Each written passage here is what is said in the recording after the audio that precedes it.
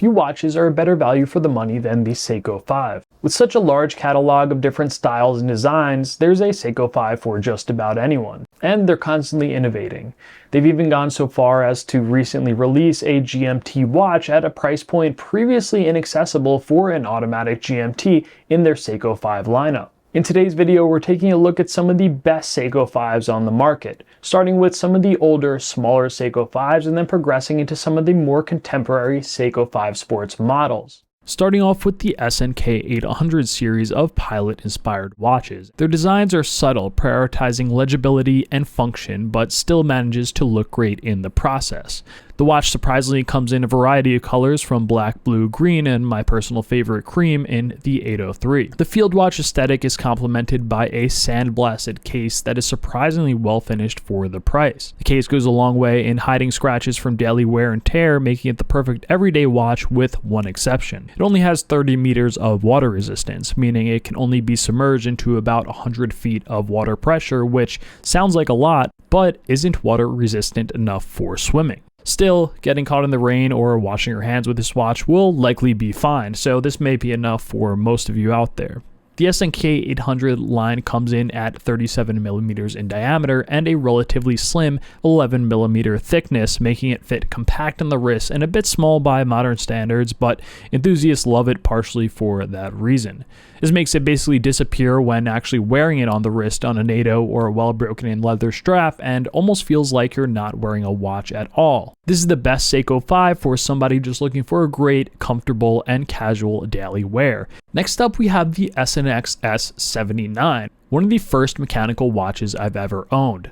It's often compared to the similarly styled Rolex Oyster Perpetual that approaches a 5-figure price tag. The color of the rich, sunburst dial shifts from a deep charcoal to a muted almost black depending on the light. The case is surprisingly complex, with sharp edges meeting sloping bevels and curved angles that allow light to graciously wrap around the watch and for the watch to be unobtrusive when moving your wrist around. Sure, it's no Grand Seiko, but at a fraction of the cost, it will go toe-to-toe with any similarly priced watch and almost always win. The biggest shortcoming of the watch is not the watch itself, but the bracelet it comes on. The end links are hollow and the main links are folded and flimsy hair pullers that are a pain to size, though I have a tutorial on the channel for that in case you'd like to take the plunge. But I also question why Seiko would choose an all-brushed bracelet on an all-polished case, and after much pondering, the only reason I could deduce is that the bracelet is an afterthought. The good news is, there's a ton of alternatives on the market that fit the watch as if it was OEM, and I'll link a few of them in the description below. Next up, we have the SNKL23, which, as famously quoted by Hodinkee, is the $75 watch that looks like $1 million. Its pinstripe tuxedo dial adds texture and interest to an otherwise simple and classic design.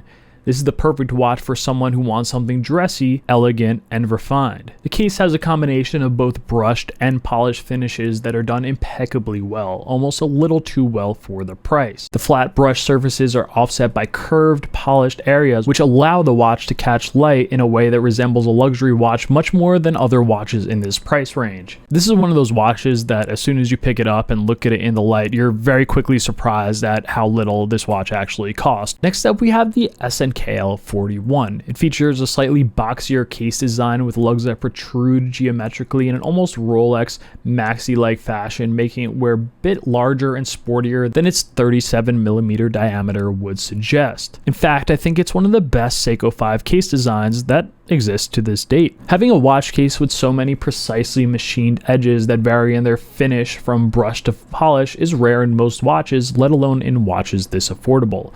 The top brush lugs are accented by a polished bevel that really adds some visual dimension when viewing this watch from different angle. And of course, you can't ignore this simply stunning dial. It appears white at first, but exposes itself as a rich, almost silvery white when exposed to direct light. A matching date wheel ensures continuity throughout the entirety of the dial with no harsh visual breaks like some other watches tend to have. Sometimes a watch will have a date wheel that contrasts with the color of the dial, and actually they also implemented this on the black dial variant, the SNKL45 version of this same watch. They actually kept a black date wheel. So I love that they kept the white day and date wheel with the white watch and the black day and date wheel with the black watch. Next up, we have the SNK355. Now, on first glance, this is kind of like another Oyster Perpetual kind of lookalike, but what actually sets this watch apart is a super subtle texturing of the Seiko 5 badge kind of embedded across the dial. Now, in everyday usage, you really don't see this. It's not very obvious that these badges are all over the dial, unless you really look closely and examine the watch in the perfect light. So don't worry if you don't like it. Honestly, you're not going to notice it 99% of the time, but for those of you who do like it, it honestly adds a little bit of a sparkle to the watch dial that otherwise wouldn't exist on the sunburst alone. But the sunburst itself is done very, very well. There is a variance in color in different light, and I must admit, this is one of the best bracelets on a Seiko 5 that exists. It's still not amazing by any means, and it still is a bit of a hair puller, but I do love the contrasting brushed and polished links that's almost like an evolved form of a Jubilee. That's right, we're taking a look at the Seiko 5 Sports GMTs, which actually use a GMT movement, meaning it can keep track of an additional time zone along with your own local time zone. And this watch absolutely changes the game. So far, they're one of the most affordable automatic GMT watches that you can find from a well-known brand. Out of the different variations in the lineup, the Blueberry SSK003 is a personal favorite and one that has been a staple in my collection since last year. It has a rich blue sunburst dial and a matching blue-black two-tone bezel that keeps track of AM or PM in the alternative time zone that you're tracking. The included Jubilee bracelet is one of the most solid I've ever worn, and I've tried many different third-party bracelets, from those like Strapcode for watches like my SKX and some of the other Seiko 5 sports watches, and they're great, but honestly, for an included OEM strap, this one goes toe-to-toe with the third-party strap, so Seiko definitely stepped it up with their bracelet, which was one of the biggest shortcomings. So a couple of downsides: the watch doesn't have a sapphire crystal, which, approaching $500 you might expect, but it uses Seiko's Hardlex along with the other watches in this list, which I've had no problem with beating, and I have little wear and tear to show for it. And if blue isn't your thing, there are two other variations, a black and gray SSK001 and the bright orange SSK005. Next up, we have the SRPE Dress KX series. I have the SRPE61, and this entire series takes the style of many dive watch elements, but classes it up with a fixed bezel instead of a chunky dive bezel and a more elegant, slightly dressier and sportier appearance. On the SRPE61 model that I own, as well as a couple of others, the watch is complemented by a brushed bezel instead of a polished and a NATO strap instead of a bracelet. This makes the watch look a little bit more like a tool watch than its dressier counterparts like the SRPE53 and SRPE51. Like the other Seiko 5 sports divers, the watch has 100 meters of water resistance and a big, bulky crown that is easy to grab and wind or change the time. And despite being oversized, the crown is tucked away at 4 o'clock like the other Seiko 5, so it doesn't dig into your wrist and is honestly one of the best features of any Seiko 5 watch. The dial on this model is an anthracite gray, similar to the SNX S79, which is rich and complex and changes colors slightly in different lighting scenarios. Next up, we have the SRPD series, nicknamed the 5KX, as it's a Seiko 5 that is largely based on one of the most legendary Seiko dive watches of all time, the SKX. The SRPD has been modernized from the SKX of the 90s with a slightly more refined appearance and has an improved 4R36 caliber movement. This movement adds hacking and hand winding features that aren't entirely necessary but are nice to have, becoming more common in entry-level watches.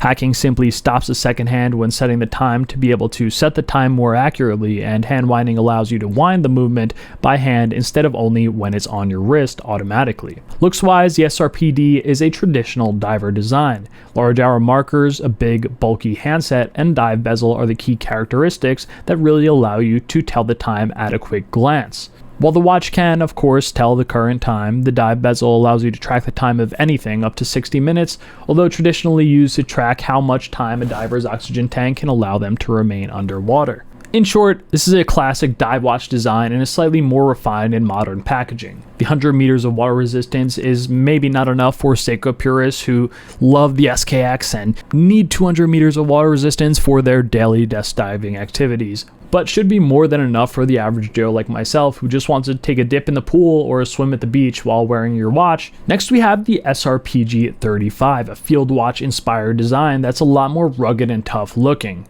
The military aesthetic and the large and bold Arabic numerals make the watch extremely legible and easy to read. The satin finished case can take a beating and goes a long way in hiding scratches. A slightly unique twist that Seiko added to this watch is the slightly domed Harlex crystal, which adds a bit of visual distortion when looking at the watch from different angles. Personally, I'm a very big fan of domed crystals, especially on dress watches where the visual distortion just makes the watch look more interesting, but on a watch like this that is very utilitarian and kind of tool watch driven, I don't entirely see the point, and in some cases can just make the watch a little bit more illegible unnecessarily. The hands and hour markers are filled with Seiko's excellent luminescent paint, which lights up in the dark to make the watch easier to read and surprisingly lasts a very long time for such an affordable watch. Sure, this isn't the most refined looking timepiece, but it's not meant to be. If you're a t-shirt and jeans kind of person like I am, this is the perfect casual watch that doesn't look like you're trying too hard, especially when worn on the included NATO strap. What do you think is the best Seiko 5? Let me know in the comments. Subscribe for more.